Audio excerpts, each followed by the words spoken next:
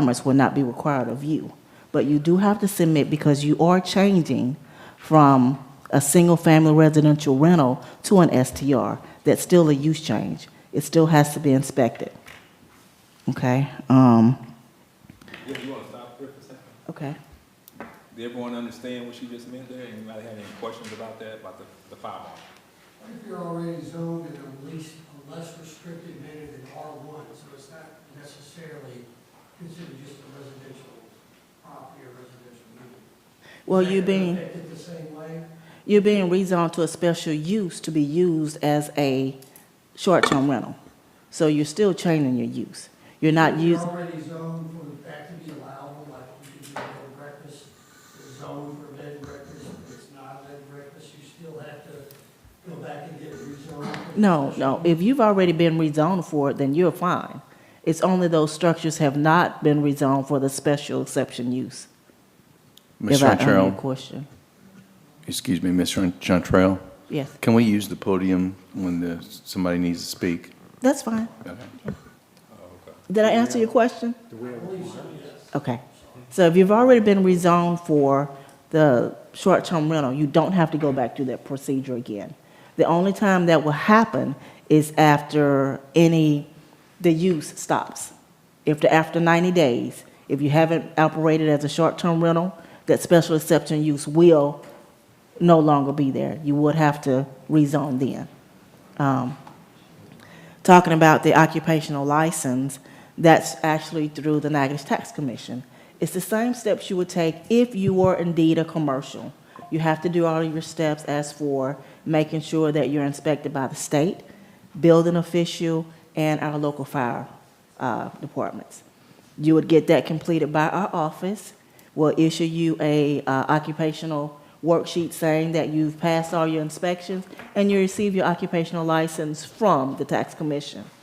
I think that was one of the things, and as you know already, they're going to be the ones that collect all of your taxes for hotel, motel, occupancy tax. They looked at our ordinance and they didn't see where we had that implemented, but we are adding that information in. The state that the tax commission will be the one responsible for collecting that tax. There still will be a permit that will be issued, and that permit will be issued through our office, and that's to take care of the administrative work and our inspections. As you know, we have a third party that does all of our inspections. And so the inspections that will have to take place for STR, those fees will have to be paid for, and the charge for each inspection is $75. So if you have your electricity inspected, you have your plumbing, HVAC, they're going to only give us a charge of 2 inspections, which is $150. But you still have your administrative fees, which is $50, and then there's other fees, which makes the annual permit fee. Well, we said we're going to do an initial fee of $200, but not annually. Let's see. I think we had it. Ma'am? And I wanted to kind of, she mentioned the fire marshal, so I entertained questions for that, but our plan is kind of go through the ordinance, so we may run across your next question if it wasn't about the fire marshal. I just want to confirm that ADA, you're telling us that ADA compliance is not necessary for a short-term rental? Well, it depends on what the fire marshal will state. Depending on your structure, what your structure looks like, when it was built, that's going to be their call. But in my instance, what I've seen so far, in any existing structure, if it seems as if it's going to be too cost-effective to bring a building up to today's code by making it ADA compliant, by changing the egress, or making you put in handrails, then they will waive that. They'll just come in and inspect and say, this is an existing building, this is how it is. But again, it depends on the structure itself. Now, Councilman, if you want, we can go back to the beginning. I kind of jumped ahead because that was one of the main things that I saw as a concern was the state fire marshal. So if you want to go back to the top and then work our way back down, we Yes, can. that's fine.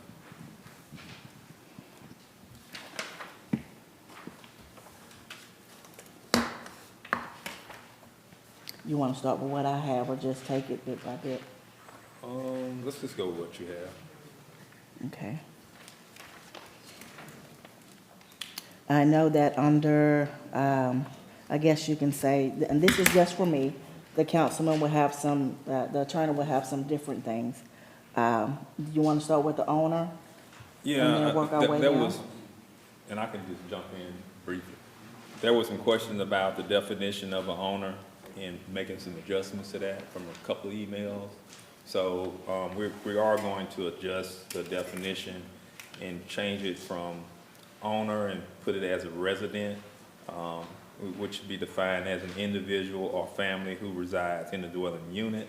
The resident can be an owner or a host of the short-term rental. So we will include the definition as a host, so you can be an owner, resident, use them interchangeably. So we're gonna expand that definition as opposed to just being an owner, being an able person to. It's just gonna be included in what. Yes, right. And that would include LLCs? That question was asked, yes. Would that include property management for owners who are out of town? Yes. Yeah, I have on here, we could include profit management, firm of management. Yes, Yeah. I would do those. Yeah. All right, that's page 1. If we look at the short-term rental, about the accessory structures shall not be subject to short-term rental. That's next. Okay. So with that one, we decided that an accessory structure that is less than 100 square feet can be used as a short-term rental. However, there are some restrictions that will still apply. You can offer the entire home and the accessory structure at the same time, or you can rent out a portion of the main house and a portion of the same, of the accessory structure, as long as the primary residency meets all residency requirements. I'm gonna get it up. Any questions on that, or as far as accessory structures? I'm not really what it means. So if you have a grandma house in the back, that's considered an accessory structure here in Natchitoches. So if you want to take that and use that as a short-term rental, you can. But in your permit, you'll have to list that the main house will be a short-term rental and the accessory structure will be a short-term rental. And then there are some rules and stipulations how that will be interchangeably, as long as the main house still has it set as the primary resident. You can still rent it out. And 120 square feet is the maximum on that? Well- Shed, like a 10 by 12 shed? Well, it's just saying that it's the minimum. That's the minimum. This says an accessory structure that's less than 120 square feet. Then I should change it and say minimum of 120, because it will go up, but this is, yeah, it'll go up. I mean, because who wants to use, yeah, That makes more sense, because nobody wants to stay in the shed. correct, correct. Rover.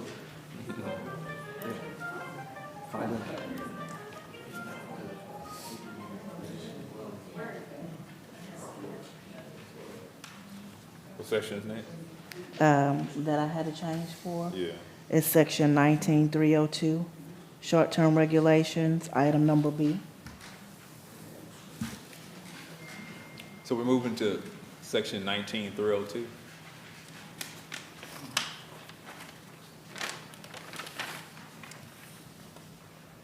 So with this one, this again came from the Natchitoches Tax Commission.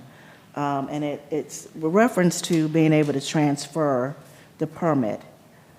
The way the city of Natchitoches sets up by ordinance a certificate of occupancy, the person that comes in to actually initiates it is the person that gets a certificate of occupancy. If someone new comes in and they want to buy it, or if you want to give it to someone else, they will still have to go to the tax commission and put everything in their name. And that's because everything that's on file, from the taxes that are being paid, the inspections that have been done, every rule and regulation that is set up under that business person's name is under that name. So when a new person comes in, all of that legal document needs to transfer into, or be put into somebody else's name. It's not transferable. And that's based upon our certificate of occupancy ordinance. Yes, ma'am. Because everything has to be redone, so like the fire marshal comes out again and everybody goes through all that. Yes, but it also depends on when this happens. So, for instance, let's say in November, someone comes in and they buy or start a new STR. And then in December, they say, okay, well, I want to sell this to Joe Adam down the street. Then Joe Adam will come in, put everything or start the process for the certificate of occupancy, but we wouldn't require him to redo the inspections because we just had it inspected 30 days before. So each application will be a case-by-case basis on just about everything we do. We try to make this ordinance as sound as possible, but I, as the planning director, we will look at each application and we will determine what steps need to be taken, when they need to be taken, and so forth and all. Okay. The permit number stay the same from owner to owner. No, the permit number from, your permit number can't be given to somebody else's permit. I asked this because somewhere in here, you're also talking about requiring that permit number to be like on everything. And so what that means is that the next person who gets. It's just like an occupational license. Signs, brochures. But it's gonna operate the same as an occupational license. So you get a new occupational license for your business, you sell your business, or you sell your entity, then the next person has to get a new certificate of occupancy in their name. And then they're gonna post it up, just like a food establishment. When they sell to another restaurant, they have to go through the process again. And this is all just making sure that everybody's held accountable for what they do at that particular location at that time. Yeah.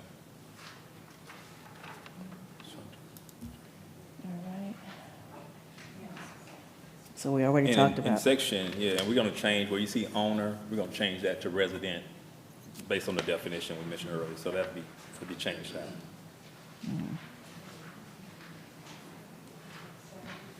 The, on section D, the number of rooms, what did you say about that?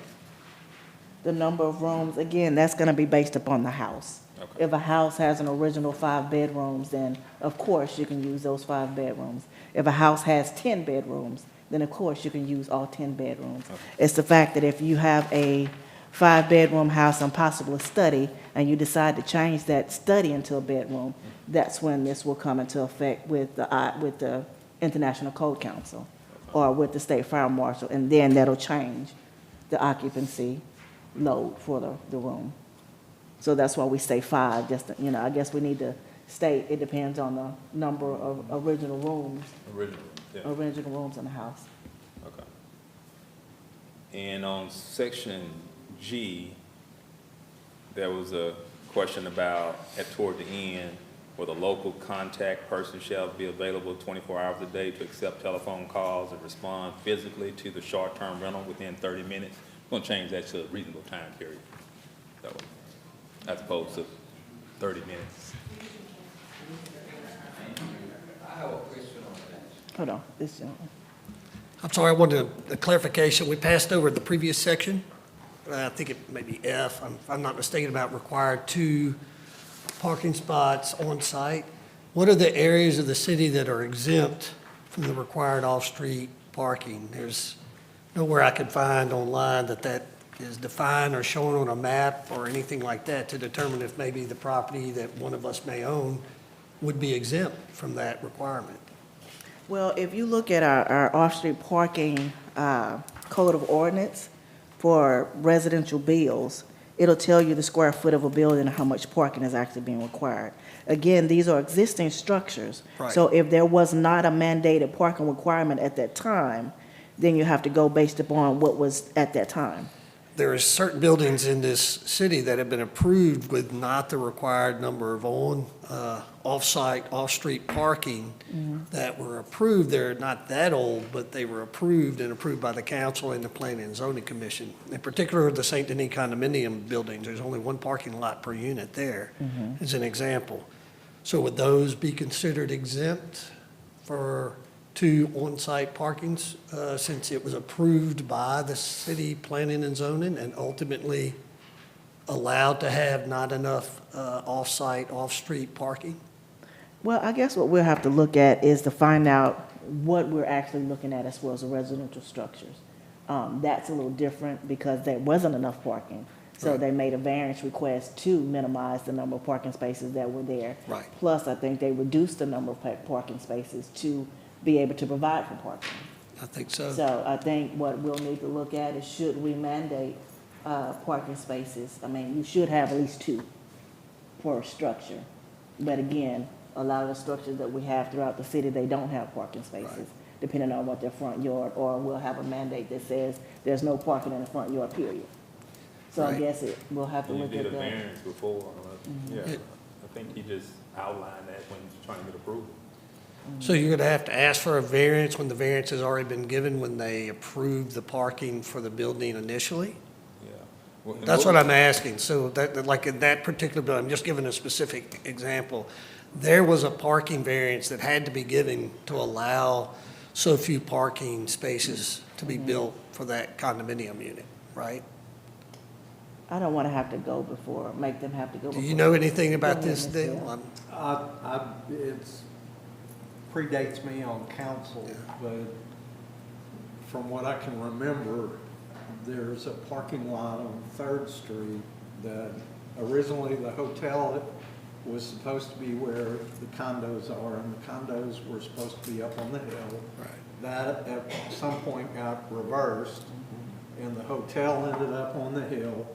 And to accommodate their parking needs, because they had so very little, and there was a definite need, the parking lot on Third Street behind the event center was kind of made to satisfy that need.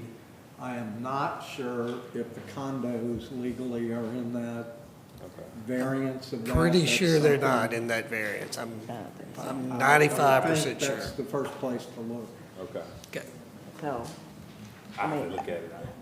I don't think they'll be able to provide parking for everybody, No. depending on where. Plus, that's But not, the hotel was approved by the city in a part cooperative endeavor with the city. So the condominium unit, I don't think was. I think it was a private investment group, if I'm not mistaken. Okay. Well, I don't think the city could have entered into that. Thank you. I'm sorry to have Okay. taken that much time. Thank No you. problem.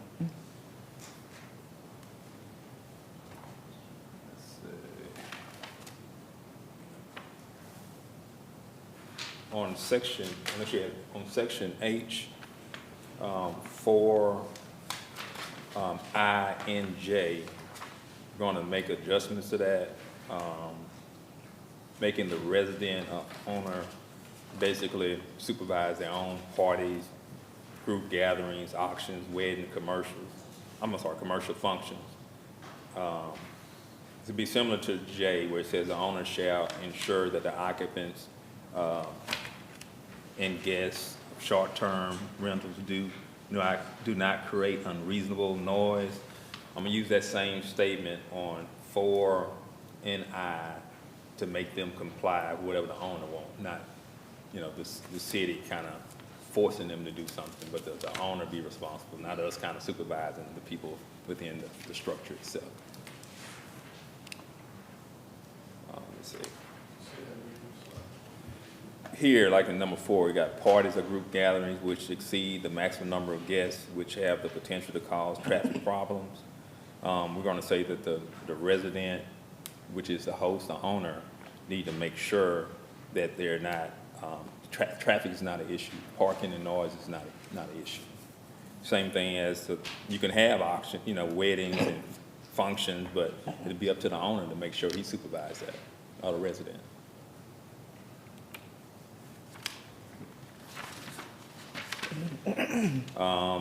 After KL, we're gonna delete that.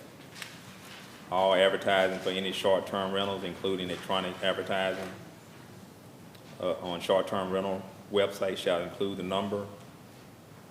We're gonna take that out. Y'all see that? L.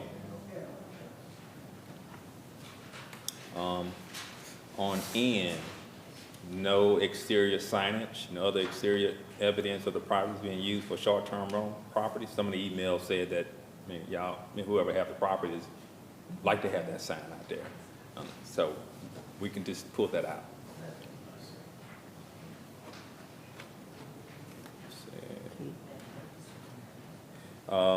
P, the owner may not enter into short-term rental for specific premises with more than one party at any time.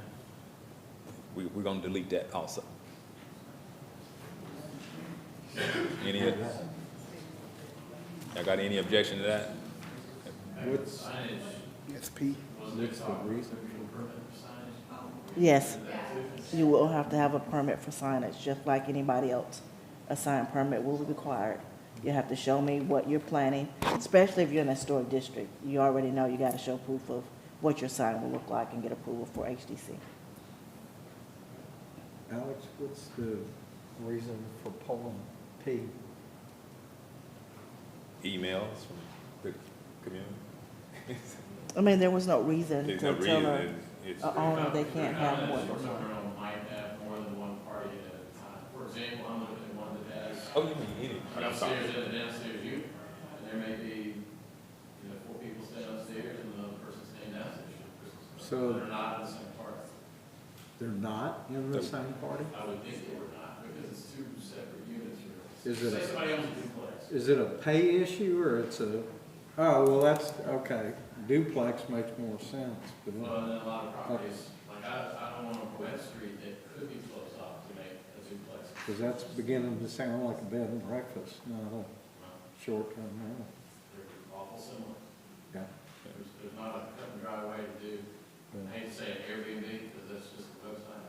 There's other websites, but. Yep. And let's see, Chantrell, you got anything else in that section? No, not on that one.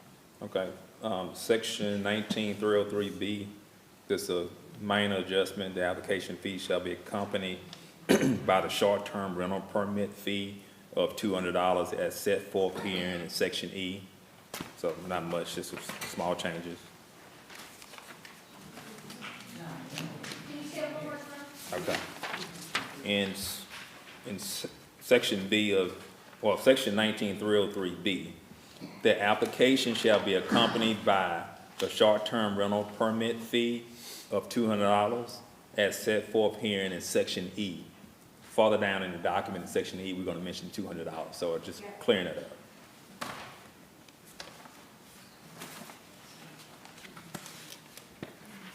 Now I'm skipping to section 19304, the violation section. We did say that was gonna be a one-time fee, not an annual fee. We have that as a annual fee of $200. She said originally that it's So going gonna to make- be initial fee, not an annual. We're gonna make it initial. What's the annual? The annuals, because you still have to pay for the inspections. That's, I forgot. about Yeah, I that. mean- My apologies. Because anytime they do the annual renewal, have an inspection, they still have to pay the inspection fee. Okay, so it's still It's gonna still Right, be, yeah, my apologies for that. Yeah, So every year you do have to have inspections. right, we have to get Correct. inspections every year. Right. So these annual inspections happen by the city fire marshal or the state fire marshal? The annual is by the city, local fire department, and the city building official. Okay, Yeah. is by one person in the city or several people? It's, well, the fire department, they have several people that come out. It's two separate entities, the Okay. fire department and the city building official. So they're aware of this and they'll be able to accommodate the requests that will be coming their way? Mm-hmm, Okay. You have a third party that does the inspections also? mm-hmm, that's, yeah. Do we have to request that to be done, or is it, they're gonna Yes, contact us? you will know, the way we're hoping that it works is the Natchitoches Tax Commission will send out annual renewals, just like we do with everything else. You'll contact our office when you're ready for your inspections. We'll schedule them, they'll come do their inspections, and we'll issue new, licenses. Because I thought it said in here it would be by the state fire department. The state, that's when you go do your occupational license with the tax commission. But you don't have to go back to the state again.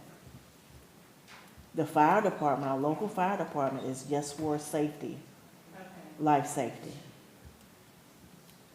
That's two separates, the state and the local, that's two separate entities. Yes, ma'am. What other businesses are required have an inspection every year when they renew their occupational license. All of them, just about, all restaurant businesses for one, yes. Bed and breakfast, I've never been inspected. I have for, since 1994. You should have, because you should have been required to submit to the state fire marshal's office. No. Yeah, you're wrong about that. I don't know why. I've been in it 2 years, and I went to the fire department to get my initial inspection. He said, I have told the city council, we do not inspect residential property. So we just. But this sign is off. not a single-family residential property. No, it's. This is a different it's use. Airbnb. Yeah. Right, so this is a different use. And he told me, he said, I have told the city council that we do not do this, so we sign off. And I've spoken with the fire department also about this, because it is gonna be a STR, and they are aware that they will be required to do inspections. It urges on the business owner to seek these inspections out. I mean, Yes, they will, you will receive a notification that it's time for your inspection. Yeah, she anticipated the tax commission get involved, so it'll be on, they'll receive the notice. And Everything it'll just be a is little on different in the bed and breakfast. So there's gonna be a mad rush. Oh, yeah. Yeah, it's like that for everything. Every year between November and January, February. All right. Yeah. Section 19304, any violation of this section is subject to the civil and criminal procedures as provided in section 1 through 9 of this code. And we're gonna take that, remove that shall result in revocation of short-term rental permits and say, and state, and subject to residents license to potentially be, receive a revocation of a short-term rental permit. So we're gonna leave some discretion in there. So if there's some type of violation, it's not that you lose your license. Whatever judge is involved in it, it's up to them to make the decision based on whatever the violation was. Otherwise, we'd be, no matter what, too many cars out, get ticketed for it, and then you lose your license. Section 19 of the code is 180 days in jail, maximum sentence. Yeah, So if you get too many cars for 3 days, 180 days in jail, times 3, mm-hmm. 140 days in jail. Yeah, but that's on the books, it's been on there forever. Court It rallying, makes a provision for you Yeah. to provide a tutor for a different, I'm just yeah, saying yeah, it seems a bit much. yeah, I don't think that it would do that, I just hate that that's even available yeah, I got you. as a remedy. Chantrell, do you have anything else in that area? No, not on that area. Okay, let's see.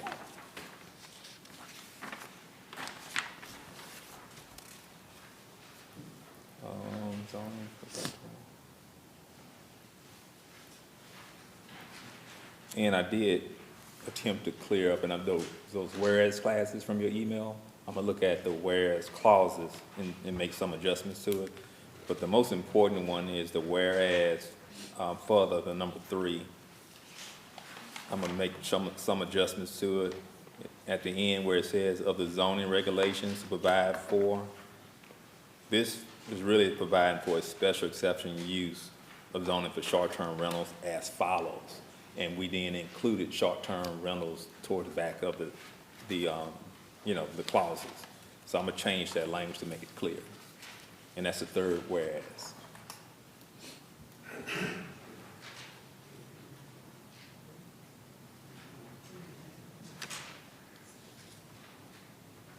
So you're talking about to be an R1 district, which is a one-family residence district, and then the short-term rental can be approved as a special exception. Is that what this is saying? Yeah, So you'd have to go to, you'd have a hearing for each of these special exceptions. Anytime you buy a property, part of the process would be to go through a hearing to get that property approved as a short-term rental. yeah.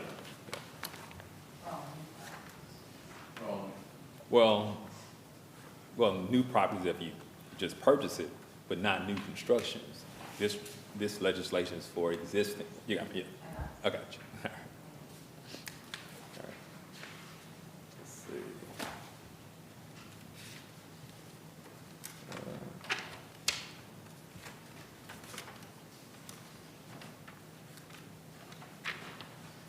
I think that's all that I had. Did anybody have any additions.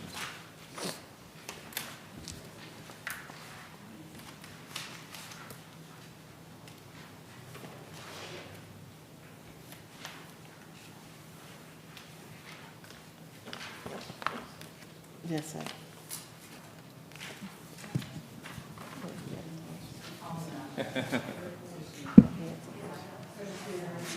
She had one question.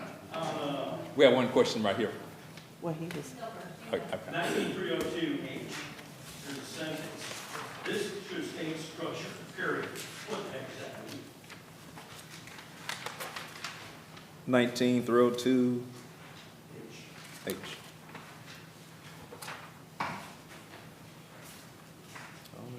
there was somebody editing, I think, our document. Which, This should state structure, that sentence. Second sentence. second sentence? Okay, the house policy shall be included in a rental agreement which must be signed by the renter and shall be enforced by the owner of the owner's registry. Instead of each bedroom, it should state, it should be structured.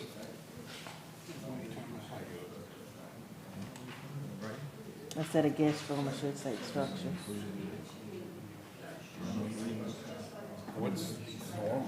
There was a request that someone put that instead of saying guest bedroom, we should state structure. Oh, instead of saying gas. So somewhere in the structure.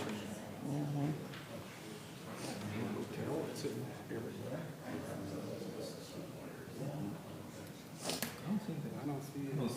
It's on H. Under 19302H. Somebody's note got typed in. Oh, okay.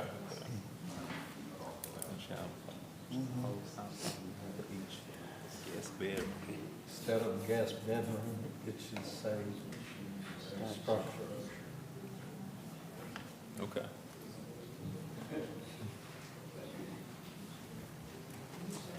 What you have? My question is, will there be an annual list of permitted properties that the public can access? Yes. Okay. And, I work with the Tourist Commission, so our biggest hope is that we're given an annual list of those who are permitted, so we can make sure that our list and our website matches your list. Okay. Yeah, That's a challenge for us, huge challenge. okay, yeah. And that, to add to that, that really is good for those of us who are running Airbnbs. I hate to say that. If Airbnb changes anything, it can just completely disrupt incomes. Those people who've been running B&Bs since before the internet know that really your best business is people who just call you or go to your website. And so having all that there really makes it easy for somebody to just rent it from me, thereby bypassing all those fees for those platforms that can control how you do that. But that's, Hey, as long as you pay that tax, I don't care what platform you use. And then we're helpful in this process that, we do provide a lot of outreach, a lot of promotion, for, the short-term rentals. And it's nice to see the permitting process go through because it lends credibility to the short-term rentals for our visitors. They want to know if they're staying in a place that's safe. They have questions about that, so. I think it's great. It's an extra step for everyone to go through, but. It keeps everybody safe too. It protects you, it protects the city, it protects your. Yes, ma'am. So real quickly, under that same area, under H, it talks about the undershelf post house policies within each guest bedroom. That seems a little overkill. I mean, can't it Yes. just be in the common area, like a kitchen Exactly. or the living That's room, what or we're right by talking the front door? when That's you what walk we're in? just Yeah. talking about. Did you already talk about that? Just now.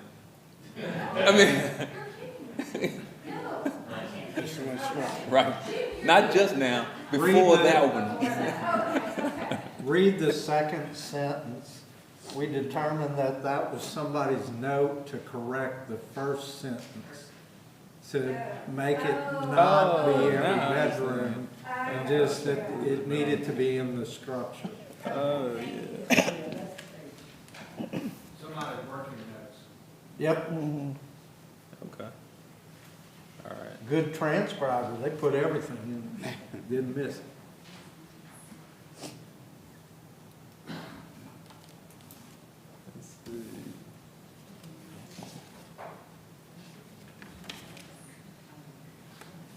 All right. Is the part about it being signed by the renter remaining in? You mean as far as the contract? They use a platform, in the second paragraph page, about the house policy being signed by the renter. If they use a platform that requires them to agree to the policies, they also have to sign something separate from that. I guess if you show us proof that you're using someone when you bring your permit, that'll be proof enough.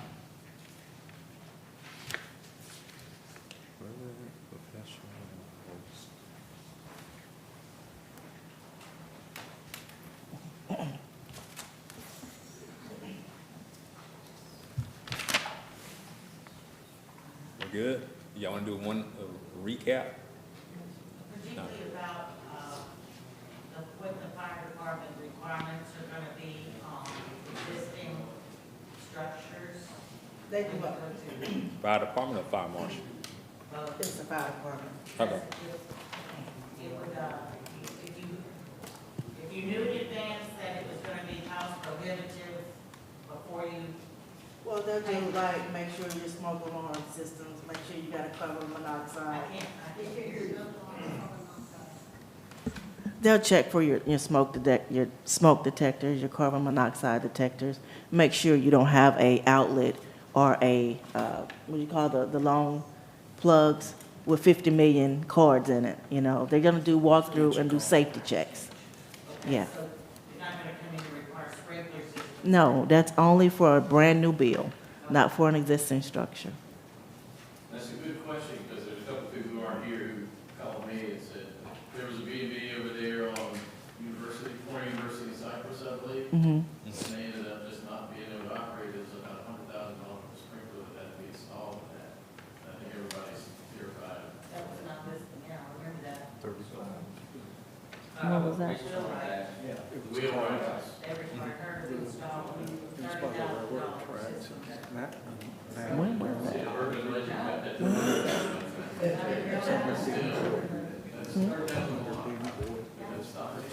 So, Oh, that was back. where was this location? That's been a long time ago. Back in here. Yes. The haunted house. So what made me think about that was, Okay.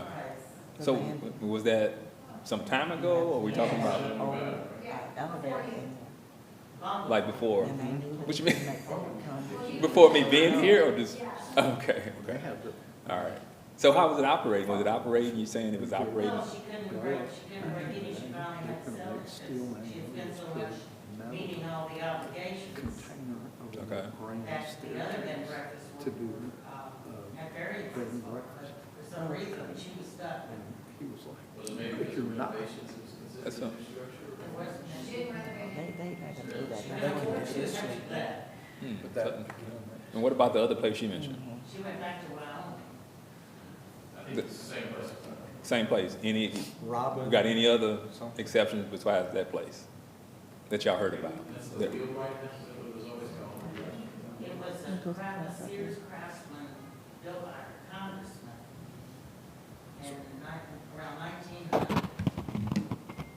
Okay. So I have a question about these ADA laws and the fire marshal laws, where you stated that being an existing structure, they don't have to apply for a new ADA rules or anything like that, or there won't be any structural change as far as fire sprinkler and anything.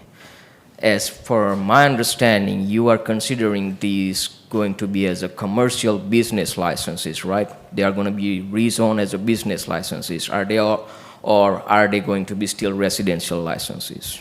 It's gonna be a business license under the tax. On the As well as tax. a hotel motel tax. So my understanding says that as being an hotel owners for last 15, 20 years, operated in 3 different states, If we are building a brand new property, new hotel, then it applies with all the new state laws, including fire laws, ADA laws, federal and everything. Correct.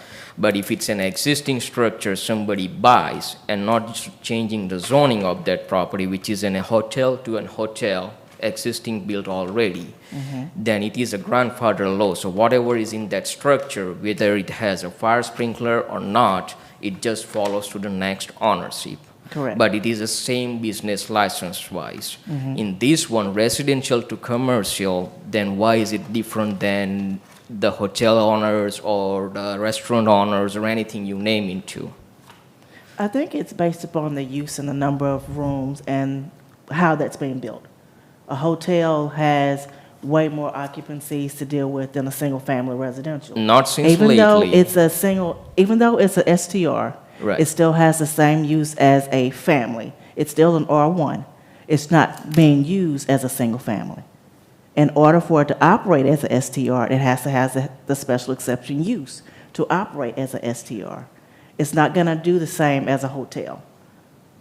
So another thing that you mentioned earlier, that you can host more than one parties under the one same roof on Airbnb, right?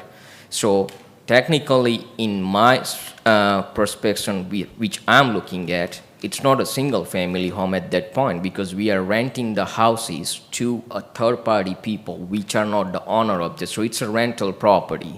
And we are considering this as a commercial rental property, not a residential rental property, because there is a different zone that we are applying to that. So that's the only question I had about it, that why it is different than other businesses in the town.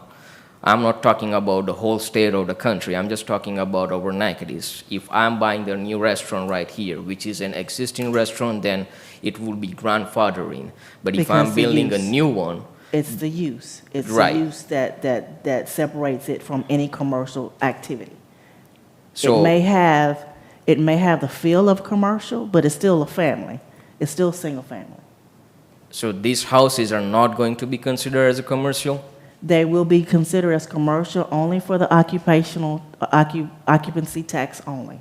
Okay. And there'll be some things that they would have to follow through with, but it's still under the single family special exception code.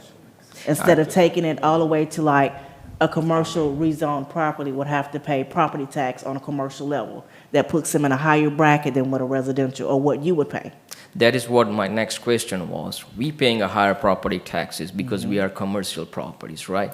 And we are also short-term rentals. There is no provision in our hotel business that we can rent them as a long-term rental. We are not allowed to rent them rooms as a long-term rentals. This one is also a short-term rentals. So what are the advantage that town is bringing for all the hotel owners in the town? I'm not speaking for myself or one person or two people. I'm speaking for a whole hotel industry in this town, that we are dividing the business, diverting the business to, and I congratulate all of them that having the second houses or first owners or whatever they are renting and everything. But by doing this, aren't we dividing the property sales taxes to the other hotel owners or the residential owners, and hotel owners still end up paying more taxes on the property level or commercial side?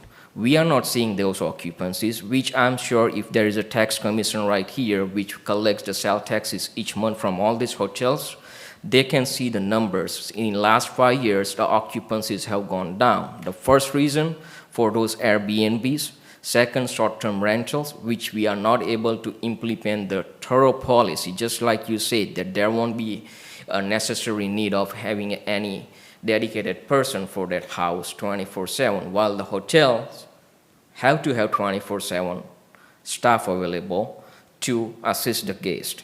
Or there is any problems in a hotel, we need to call the cops or the fire department, and we have to follow all the commercial rules and regulations that can be imposed on us. And it keeps changing on. And it Each year does. our property taxes, and I'm sure this year our property taxes are going higher too. What is town doing more for the commercial building owners to bring more business in town? I'm sure there are people coming in town, but they are not staying in any of these hotels, and I can prove that by showing you guys the sales tax number and our numbers are all over on the city. It's not I lying. understand your frustration, sir, but I don't have the answer to the questions that you're asking. This So all these ordinance have been passed. Excuse me. This public hearing, and we can have an offline conversation about taxes and everything else, but this meeting is predominantly for one reason and one reason only, and it's the legislation that we're trying to pass on Monday. That was the public hearing notice was for. So this is pretty much kind of done the legislation. This is the final hearing for that, right? Pretty much. We got final discussion with the community.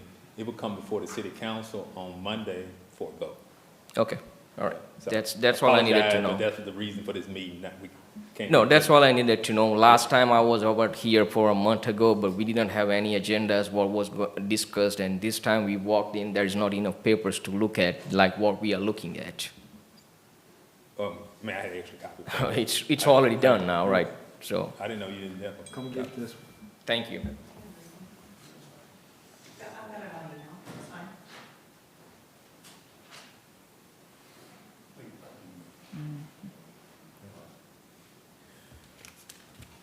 All right, I'm gonna try to do a real short recap. I won't go back into details, but page one, owner, we're gonna make an adjustment, make it resident, professional management, and host. Chantrell, you said some things also. Page two, we're gonna adjust when I think what it says no greater than 5. Let me see, the maximum number of bedrooms used for short-term rentals, used in the short-term rental dwelling shall be no greater than 5. You gonna change that? Or we- Change it to, or maximum number of the house. Okay, we'll change that to the. Original number of rooms the house has. Yeah, the original number of that rooms. the house has. Mm-hmm. And then we talked about an accessory structure being used for short-term rental. Section. That was actually under section 19-300.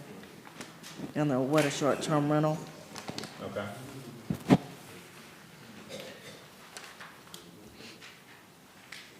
Okay, that's the accessory structure, we talked about that. Correct. Okay. We also talked about that with each new owner, a new certificate of occupancy is required per the tax commission, and that new inspections will be required. That's not a change, that's just a clarifying, right? I guess you're right. Okay. All right, section 19-302, G, we're gonna change that from 30 minutes to a reasonable time period. H, we're gonna clear that mistake at the beginning about the house policy. H4, we're gonna put that the resident shall ensure that the parties and groups don't cause problem with parking. The same as in I, the resident being responsible for the auction, weddings, and parking there. On L, we're gonna delete L on the next page. N, we're gonna delete N. And P, we're gonna delete P. Section 19-303, section B, we're gonna add the application shall be accompanied by a short-term rental permit fee of $200 as set forth herein in section E. On the next page, section 19-304, we're gonna remove the shall and give some discretion to the court whether or not they will suspend or revoke someone's license. And the third, whereas, further, I'm gonna make some adjustments to the special exception used for short-term rentals. What's that last thing you said? The whereas clause,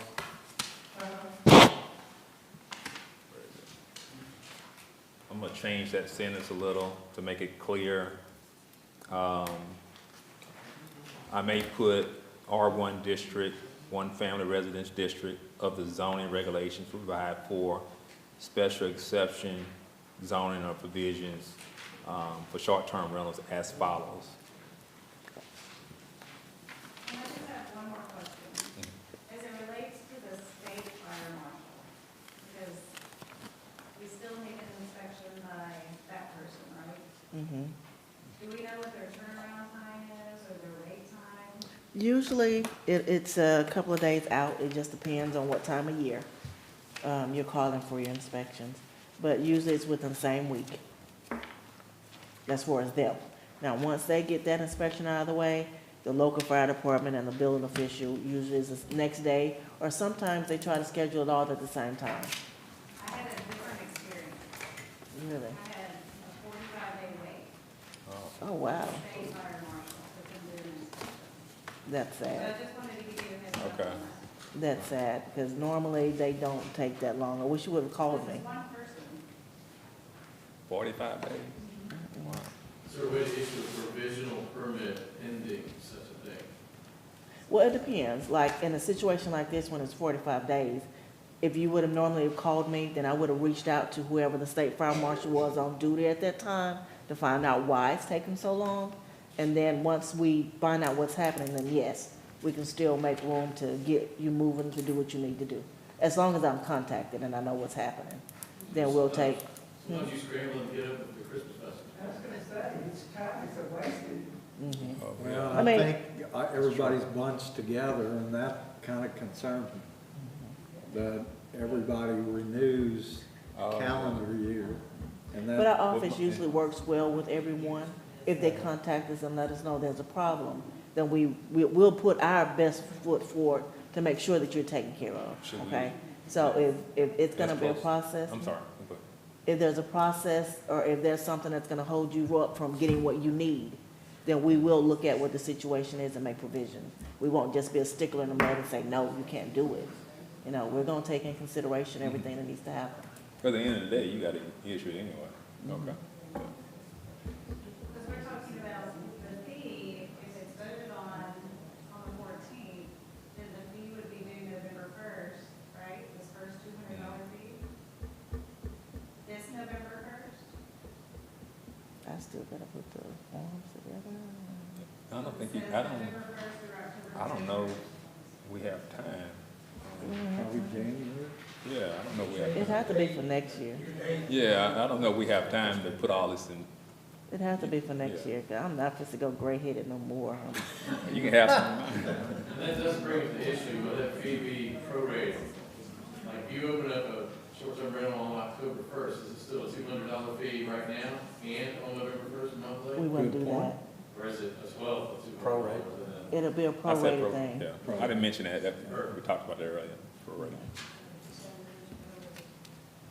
Yeah. I added it in here, I missed it. All right. Everybody satisfied? I take the quietness as a yes. The silence as a yes. Listen, we appreciate y'all input. Thank you, and then, you know, anytime y'all see some legislation that we have on, you got a problem with it, let us know. Thanks. How do we do?